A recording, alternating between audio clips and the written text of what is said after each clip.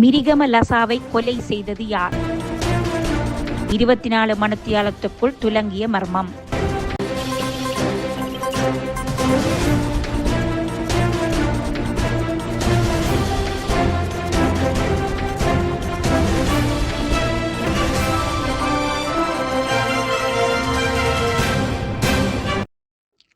ஒருவர் கொல்லப்படும் பொழுது வரும் இரக்கம், அவர் தொடர்பில் பின்னே வெளிவரும் தகவல்களின் அடிப்படையில் அவர் எப்படிப்பட்டவர், அவர் இவ்வளவு காலமும் எவ்வாறு உயிருடன் இருந்தார் என்பதை தோற்றுவிக்கிறது.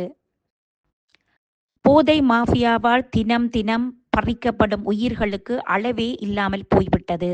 போதை மாஃபியாவை ஒழிப்போம் என்ற திட்டத்தில் செவ்வந்தி என்ற ஒரு துரும்பை தாள தம்பட்டத்துடன் தனி விமானத்தில் அழைத்து வந்து செவ்வந்தி போன இடம், பார்த்த மனிதர்கள், நடந்து சென்ற பாதை, கடல் கடந்த கடல் நீரேரி என்று படம் காட்டும் பொழுதே அடுத்த துப்பாக்கிச் சூடு பட்டப்பகலில் இடம்பெற்றது.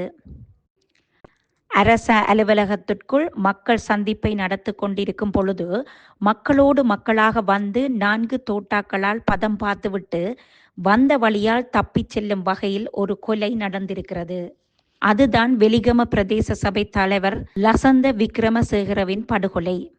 காலை 10 மணியளவில் பிரதேச சபை அலுவலக கட்டடத்துக்குள் பிரதேச சபை தலைவரின் இருக்கையில் அமர்ந்திருக்கும் பொழுதே ஒருவர் முகத்தில் மாஸ்க் அணிந்து கையில் பச்சை நிற கோப்புடன் அவருக்கு அருகில் நின்று சுட்டுவிட்டு தப்பிச் சென்று விட்டார்.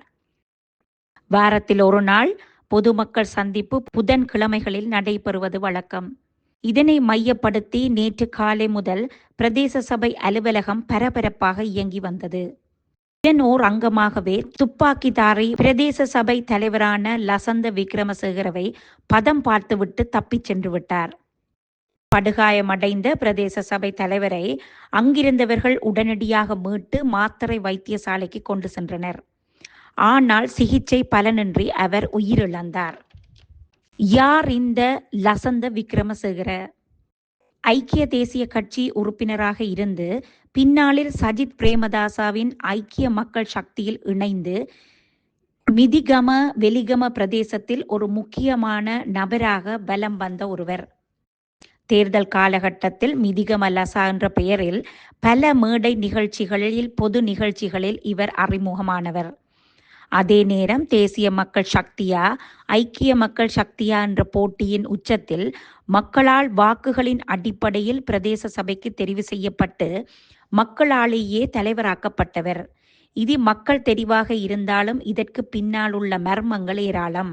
கடந்த காலத்தில் மடகஸ்காரில் கைது செய்யப்பட்டு இலங்கைக்கு நாடு கடத்தப்பட்டு 2 வருடங்களும் 8 மாதமுமாக பயங்கரவாத தடை சட்டத்தின் கீழ் தடுத்து வைக்கப்பட்டு விசாரணை செய்யப்படும் நதுன் சிந்தக்க என்ற ஹரட் கட்டாவுடன் நெருங்கி செயற்பட்ட ஒருவரே இந்த மிரிகம லசா. எனவே ஹரட் கட்டா குழுவுக்கு எதிரானவர்கள் இந்த துப்பாக்கிச் சூட்டு சம்பவத்தை நிகழ்த்திவிட்டு தப்பிச் சென்றிருக்கலாம் என்பது ஒரு ஊகம். இதற்கப்பால் மிதிகம லசா என்று அழைக்கப்படும் வெலிகம பிரதேச சபை தலைவர் லசந்த விக்ரமசேகர கடந்த காலத்தில் இடம்பெற்ற சன்ஷைன் சுத்தாவின் படுகொலையுடன் தொடர்புடையவர் என்றும், இதனால் அவர் சந்தேக நபராக பெயரிடப்பட்டது மட்டுமன்றி அவர் மீது 6 வழக்குகளும் பதிவாகியுள்ளதுடன் ஒத்திவைக்கப்பட்ட சிறை தண்டனை பெற்ற கைதியும் கூட இந்த மிரிகம லசா. எனவே சன்ஷைன் சுத்தாவின் படுகொலைக்கு பழிவாங்கப்பட்டாரா மிதிகம லசா என்றும் ஊகித்து கொள்ள முடியும். இவை இவ்வாறு இருக்க, தான் இனிமேலாவது திருந்தி வாழ வேண்டும், சமூகத்தில் நற்பெயருடன் பிரகாசிக்க வேண்டும் என்பதற்காக ஹரட்கட்டாவுக்கு எதிராக செயற்பட ஆரம்பித்திருக்கலாம். இதனை பொறுத்து கொள்ள முடியாமல் ஹரட்கட்டாவின் ஆக்களே இந்த கொலைக்கு திட்டம் தீட்டி கூலிப்படைகளை ஏவி விட்டிருக்கலாம். இவை அத்தனையும் ஊடகர்களின் பார்வையில் ஊகங்களாக இருக்கும் இடத்து இந்த படுகொலை நடைபெறும் பொழுது இலங்கையின் உயர் சபையான பாராளுமன்றம் நடைபெற்று கொண்டிருந்தது. இங்கு இந்த கொலை இடம்பெற்றதை அடுத்து வாத பிரதிவாதங்கள் இடம்பெற்றன. அந்த நேரம் பொதுமக்கள் பாதுகாப்பு அமைச்சர் ஆனந்த விஜயபால இவ்விடயம் தொடர்பில் கருத்து தெரிவிக்கையில், இந்த கொலை போதை கடத்தல்காரர்களுக்கும் இடையேயான படுகொலை. தண்டனை விதிக்கப்பட்ட ஒரு நபர், பாதாள உலக குழுவின் உறுப்பினர், 3 பிரதேசத்தில் 6 வழக்குகள் இவர் மீது இருக்கிறது. குறிப்பாக மாத்தறை மேல் நீதிமன்றத்தில் 2 வழக்கும், குருநாகல் மேல் நீதிமன்றத்தில் 2 வழக்கும் மற்றும் காலி நீதிமன்றத்தில் 2 வழக்குமாக இருக்கிறது.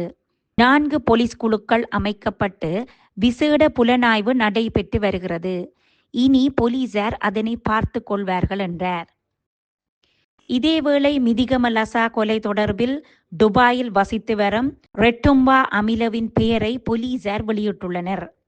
இவ்விடயம் தொடர்பில் மேலும் தெரிய வருவதாவது, ரொட்டும்பா அமில, ஹரக்கட்டா, மிதிகம லசா மூவரும் நெருங்கிய நண்பர்களாக இருந்தனர்.